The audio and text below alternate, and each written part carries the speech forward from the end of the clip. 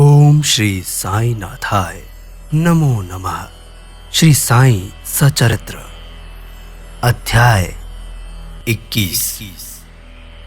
पाठन करता तरुण व्यास। इस अध्याय में हेमाड़ पंथ ने श्री विनायक हरिश्चंद्र ठाकुर, B.A. श्री अनंतराव पाटणकर, पुणे निवासी और पंढरपुर के एक वकील की कथाओं का वर्णन किया है। ये सब कथाएं अति मनोरंजक है। यदि इनका सारांश मनन पूर्वक ग्रहण करें, उन्हें आचरण में लाएं, तो आध्यात्मिक पथ पर श्रोतागण अवश्य अग्रसर होंगे। ये एक साधारण सा नियम है कि गत जन्मों के शुभ कर्मों के फल स्वरूप ही हमें संतों का सानिध्य और उनकी कृपा प्राप्त होती है। उदाहरण के लिए हेमाड़ पंथ स्वयं अपनी घटना प्रस्तुत करते हैं।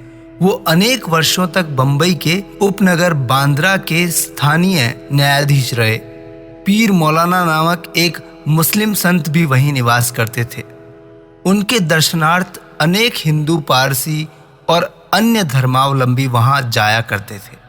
उनके मुजावर यानी पुजारी ने हेमाड़ पंथ से भी उनका दर्शन करने के लिए बहुत आग्रह किया, परंतु किसी न किसी कारणवश उनकी भेंट उनसे न हो सकी। अनेक वर्षों के उपरांत जब उनका शुभ काल आया, तभी वो शिरडी पहुंचे और बाबा के दरबार में जाकर स्थायी रूप से सम्मिलित हो गए। भाग्यहीनों को संत समागम की प्राप्ति कैसे हो सकती है? केवल वो ही भाग्यशाली हैं जिन्हें ऐसा अवसर प्राप्त होता है। संतों द्वारा लोक शिक्षा। संतों द्वारा लोक शिक्षा का कार्य चिरकाल से ही इस विश्व में संपादित होता आया है। अनेकों संत भिन्न भिन्न स्थानों पर किसी निश्चित उद्देश्य की पूर्ति के लिए स्वयं प्रकट हो गए। यद्यपि उनका कार्यस्थल भिन्न होता है, परंतु वो सब पूर्णतः एक ही है। वो सब उस सर्वशक्तिमान परमेश्वर की संचालन शक्ति के अंतर्गत ही एक लहर में कार्य करते हैं। उन्हें प्रत्येक के कार्य का परस्पर ज्ञान रहता है और आवश्यकता अनुसार वो परस्पर पूर्ति भी करते हैं, जो अगली घटना द्वारा स्पष्ट हो जाती है। श्री ठाकुर जी की घटना। श्री V.H. ठाकुर रेवेन्यू विभाग में कर्मचारी थे। वो एक समय भूमि मापक दल के साथ कार्य कर रहे थे। कार्य करते हुए बेलगांव के समीप वडगांव नामक ग्राम में पहुंचे। वहां उन्होंने एक कानड़ी संत पुरुष अप्पा के दर्शन करके उनकी चरण वंदना की। वो अपने भक्तों को निश्चल दासकृत विचार सागर नामक ग्रंथ, जो कि वेदांत के विषय में भी है, उसका भावार्थ समझा रहे थे। जब श्री ठाकुर उनसे विदाई लेने लगे तो उन्होंने कहा, तुम्हें इस ग्रंथ का अध्ययन अवश्य करना चाहिए। ऐसा करने से तुम्हारी इच्छाएं पूर्ण हो जाएंगी और जब कालांतर में तुम उत्तर दिशा में जाओगे तो सौभाग्यवश तुम्हारी एक महान संत से भेंट होगी, जो मार्ग प्रदर्शन कर तुम्हारे हृदय को शांति और सुख प्रदान करेंगे। बाद में उनका स्थानांतरण जुन्नर हो गया, जहां नाणे घाट पार करके जाना पड़ता था। यह घाट बहुत गहरा और पार करने में बड़ा कठिन था, इसलिए उन्हें भैंसे की सवारी करके घाट पार करना पड़ा, जो उन्हें अधिक असुविधाजनक और कष्टकर प्रतीत हुआ। इसके बाद उनका स्थानांतरण कल्याण में एक उच्च पद पर हो गया और वहां नाना साहब चांदोरकर से उनका परिचय हुआ। उसके बाद उन्हें श्री साईं बाबा के संबंध में बहुत कुछ ज्ञात हुआ और उनके दर्शन की तीव्र उत्कंठा हुई। दूसरे दिन नाना साहब शिरडी को प्रस्थान कर रहे थे। उन्होंने श्री ठाकुर से भी अपने साथ चलने का आग्रह किया। ठाणे के दीवानी न्यायालय में एक मुकदमे के संबंध में उनकी उपस्थिति अति आवश्यक होने के कारण वो उनके साथ नहीं जा सके। इस कारण नाना साहब अकेले ही रवाना हो गए। ठाणे पहुंचने पर मुकदमे की तारीख आगे के लिए बढ़ गई, इसलिए उन्हें नाना साहब का साथ न देने पर पश्चाताप हुआ। जब ठाकुर शिरडी पहुंचे तो उन्हें ज्ञात हुआ कि नाना साहब पिछले दिन ही शिरडी से वापस चले गए हैं। ठाकुर अपने मित्रों के साथ आए थे, जो कि साईं बाबा के दर्शन के लिए आए थे। उन्होंने बाबा के दर्शन किए और उनके चरण कमलों की आराधना कर अत्यंत हर्षित हुए। ठाकुर को रोमांच हो आया। उनकी आंखों से अश्रु धाराएं प्रवाहित होने लगी। त्रिकालदर्शी बाबा ने उनसे कहा, इस स्थान का मार्ग इतना सुगम नहीं है जितना कि कानड़ी संत अप्पा के उपदेश या नाणे घाट पर भैंसे की सवारी थी।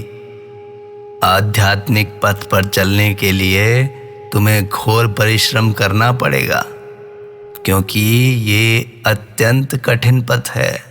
जब श्री ठाकुर ने सार गर्भित शब्द सुने जिनका अर्थ उनके अतिरिक्त कोई और नहीं जानता था, तो उनके हर्ष का पारावार नहीं रहा और उन्हें कानड़ी संत के वचनों की स्मृति हो आई। तब उन्होंने दोनों हाथ जोड़कर बाबा के चरणों पर अपना मस्तक रखा और उनसे प्रार्थना की, प्रभु मुझ पर कृपा करो और इस अनाथ को अपने चरण कमलों की शीतल छाया में स्थान दे दो। तब बाबा बोले, जो कुछ अप्पा ने कहा वो सत्य था, उसका आभास कर, उसके अनुसार ही तुम्हें आचरण करना चाहिए। व्यर्थ बैठने से कुछ लाभ नहीं होगा। जो कुछ तुम पठन पाठन करते हो उसको आचरण में भी लाओ, अन्यथा उसका कोई उपयोग नहीं है। गुरु कृपा के बिना ग्रंथावलोकन और आत्म अनुभूति निरर्थक ही है। श्री ठाकुर ने अभी केवल विचार सागर ग्रंथ में सैद्धांतिक प्रकरण ही पढ़ा था, परंतु उसकी प्रत्यक्ष व्यवहार प्रणाली तो उन्हें शिरडी में ही ज्ञात हुई। एक दूसरी कथा भी है इस सत्य का और अधिक सशक्त प्रमाण, श्री अनंतराव पाटणकर की कथा। पूना के एक महाशय श्री अनंतराव पाटणकर भी श्री साईं बाबा के दर्शन के इच्छुक थे। उन्होंने शिरडी आकर बाबा के दर्शन किए। दर्शन से उनके नेत्र शीतल हो गए और वो अति प्रसन्न हुए। उन्होंने बाबा के श्री चरण छुए और यथा योग्य पूजन करने के उपरांत बोले, मैंने बहुत कुछ पठन किया है, वेद वेदांत उपनिषदों को भी अध्ययन किया है, अन्य पुराण भी सुने हैं, फिर भी मुझे शांति नहीं मिल सकी, इसलिए मेरा पठन व्यर्थ ही सिद्ध हुआ। एक निरा अज्ञानी भक्त मुझसे कहीं ज्यादा श्रेष्ठ है। जब तक मन को शांति नहीं मिलती तब तक ग्रंथ अवलोकन व्यर्थ ही है। मैंने ऐसा सुना है कि आप केवल अपनी दृष्टि मात्र से ही विनोदपूर्ण वचनों द्वारा दूसरों के मन को सरलता पूर्वक शांति प्रदान कर देते हैं, और यही सुनकर मैं यहाँ आया हूँ। कृपा कर मुझ दास को भी आशीर्वाद दीजिए। तब बाबा ने ये कथा सुनाई। घोड़ी की लीद के 9 गोले, नवधा भक्ति। एक समय एक सौदागर यहाँ आया। उसके सम्मुख ही एक घोड़ी ने लीद कर दी। जिज्ञासु सौदागर ने अपने धोती का एक छोर बिछाकर उसमें लीद के 9 गोले रख दिए और इस प्रकार उसके चित्त को शांति प्राप्त हुई। श्री पाटणकर इस कथा का कुछ भी अर्थ नहीं समझ सके, इसलिए उन्होंने श्री गणेश दामोदर उपनाम दादा केलकर से अर्थ समझाने की प्रार्थना की और पूछा कि बाबा के कहने का मतलब क्या है। तो वो बोले, जो कुछ बाबा कहते हैं उसे मैं स्वयं भी अच्छी तरह नहीं समझ सकता, परंतु उनकी प्रेरणा से ही जो कुछ मैं समझ सका हूं वो तुमसे कहता हूं। घोड़ी है ईश्वर कृपा और 9 एकत्रित गोले हैं नवविधा। भक्ति यथा श्रवण कीर्तन नाम स्मरण पाद सेवन अर्चन वंदन दास्य सख्य और आत्मनिवेदन, ये भक्ति के 9 प्रकार हैं। इनमें से यदि एक को भी सत्यता से कार्य रूप में लाया जाए तो भगवान श्री हरि अति प्रसन्न होकर भक्त के घर में प्रकट हो जाएंगे। समस्त साधनाएं अर्थात जप तप योगाभ्यास वेदों के पठन पाठन में जब तक भक्ति का संपुट ना हो बिल्कुल शुष्क ही है। वेद ज्ञानी या ब्रह्म ज्ञानी की कीर्ति भक्ति भाव के अभाव में निरर्थक है। आवश्यकता है तो केवल पूर्ण भक्ति की। अपने को भी उसी सौदागर के समान ही जानकर और व्यग्रता और उत्सुकता पूर्वक सत्य को खोजकर 9 प्रकार की भक्ति को प्राप्त करो। तब कहीं तुम्हें दृढ़ता और मानसिक शांति प्राप्त होगी। दूसरे दिन जब श्री पाटणकर बाबा को प्रणाम करने गए तो बाबा ने पूछा, क्या तुमने लीद के 9 गोले एकत्रित कर लिए? उन्होंने कहा, मैं अनाश्रित हूं, आपकी कृपा के बिना उन्हें सरलता पूर्वक एकत्रित करना संभव नहीं है बाबा। बाबा ने उन्हें आशीर्वाद देकर सांत्वना दी, तुम्हें सुख और शांति प्राप्त हो जाएगी। और इस बात को सुनकर पाटणकर के हर्ष का पारावार नहीं रहा। पंढरपुर के वकील की कथा। भक्तों के दोष दूर कर उन्हें उचित पथ पर ला देने की बाबा की त्रिकालज्ञता की एक छोटी सी कथा का वर्णन इस अध्याय को समाप्त करते हुए करेंगे। एक समय पंढरपुर से एक वकील शिरडी को आए। उन्होंने बाबा के दर्शन कर उन्हें प्रणाम किया और कुछ दक्षिणा भेंट कर एक कोने में बैठकर वार्तालाप सुनने लगे।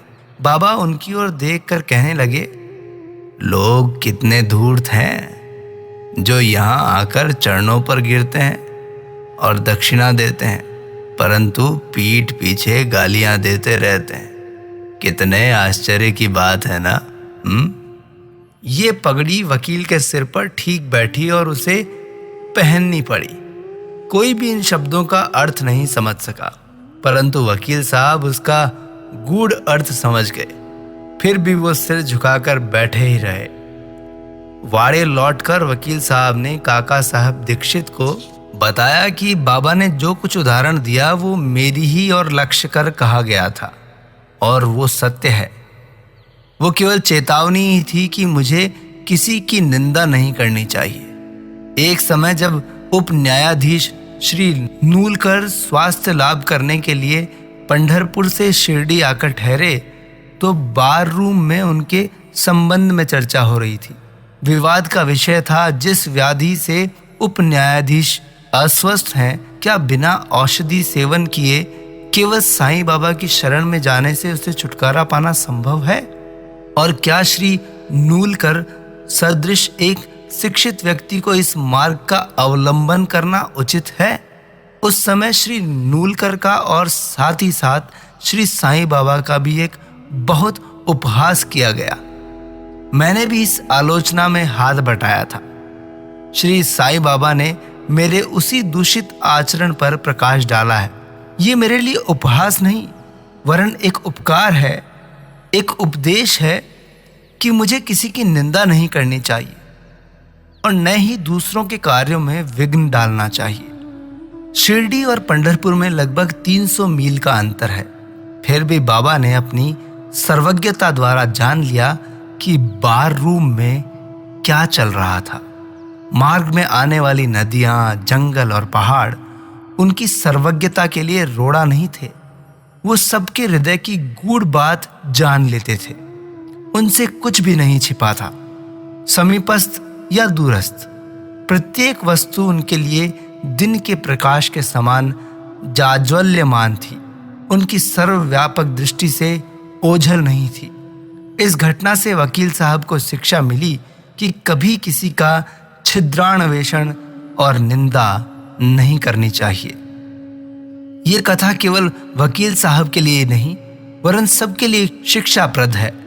श्री साईं बाबा की महानता कोई नहीं आंक सका और न ही उनकी अद्भुत लीलाओं का अंत ही पा सका है। उनकी जीवनी भी तदानुरूप ही है, क्योंकि वो परम ब्रह्म स्वरूप है। श्री सद्गुरु साईनाथार्पणमस्तु। शुभम भवतु। अब आपसे भेंट होगी श्री साईं सचरित्र के अगले अध्याय में। आप टीवी का टीवी यूट्यूब चैनल को अवश्य लाइक करें, सब्सक्राइब करें और शेयर करें, ताकि सभी लोग इस आध्यात्मिक यात्रा का आनंद ले सकें।